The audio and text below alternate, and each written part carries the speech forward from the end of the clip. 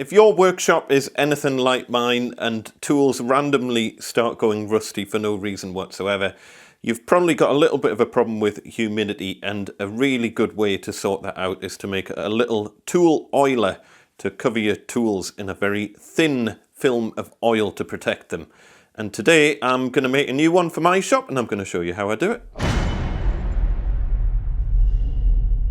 Once again, a very big welcome back to the Gosforth Handyman Tips Library. Today's tip is all about making a little tool oiler. Now this is another one of these tips where a lot of you might already be doing this, but I've only seen two people in my life use these. One of them was my dad. He had one of these in his workshop. I never knew what it was until he explained it to us.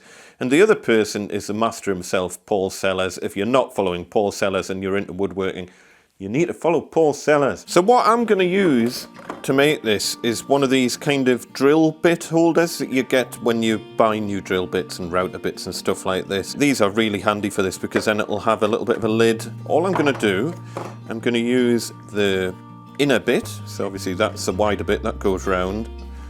So that's going to be the lid. So I'm going to use this bit. The first thing I'm going to do is get some sawdust and pop that in the bottom. And that's just going to act as a little bit of a reservoir for the oil. And then I've just got a bog standard 3-in-1 multi-purpose oil here that I'm going to use, a new one. And I don't want a crazy amount of oil, but I just want to let that kind of soak through a little bit. That'll soak in over time. So I'll put a little bit more in. As I say, I don't want it literally dripping with oil, but that will soak into the sawdust. If I give that a little bit of a mix.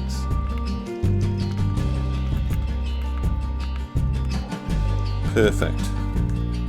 That's kind of enough oil in there that it's not dripping out by itself, pretty well saturated.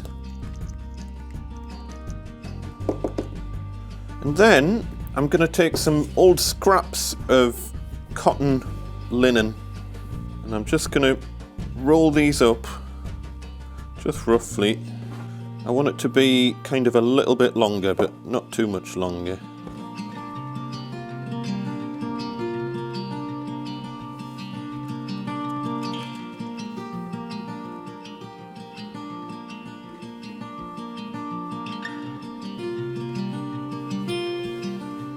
It just needs to be kind of tight enough that it's not going to fall out of the holder while it's in there. That should do it.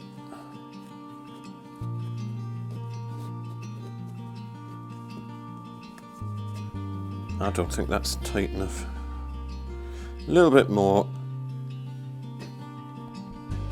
As I say, the only other two people I've seen doing this was my dad in his workshop. My dad was an auto electrician, so he had an auto electrical workshop, but he'd made one of these. And Paul Sellers, that'll do. It's just nice and tight into the bottom.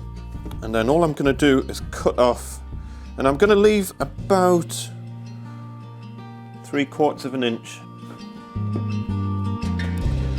Cut it about there.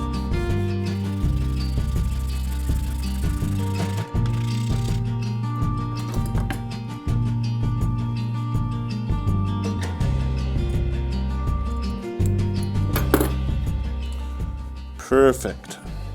Now what you could do is leave that kind of overnight in a bath of oil just for it to soak it up. What I'm just going to do is squirt it straight in because I'm too impatient.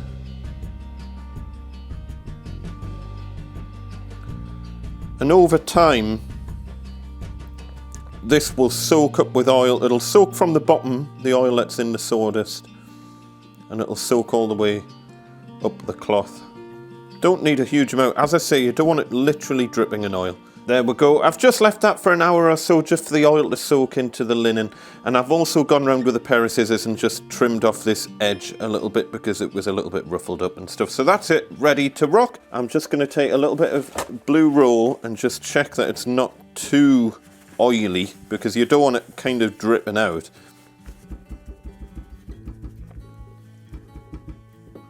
That's perfect. And then all you do is you get your oil dabber and you get your tool. Obviously you would ideally clean it first, but you just get your oil dabber and just give it a little rub over like that on both sides. Just anything that's prone to rusting, really. I've got these random pliers. These always rust for some reason. These snips. And just get any of your tools, planes especially. Planes are a classic. Obviously you would clean it up first, so just give it a couple of little wipes with that. Anything that's prone to going rusty, you know what, all these little bits here, anything where you notice that little spots of rust are starting to form, just go over it with your oil dabber like that. And you can always recharge this just by putting a few extra drops of oil into it. If it gets really dry, what you can do is you can take a little dish and just pop some oil in the bottom, pop that in and just leave it overnight to recharge itself, because it will dry out a little bit over time, but honestly that'll last for years and years and years and years like that. And just use it for everything in your shop that you find rusts up. I'll be using it on the table of my pillar drill, on all of my steel tools where rust appears on them, certainly things like squares and stuff like that.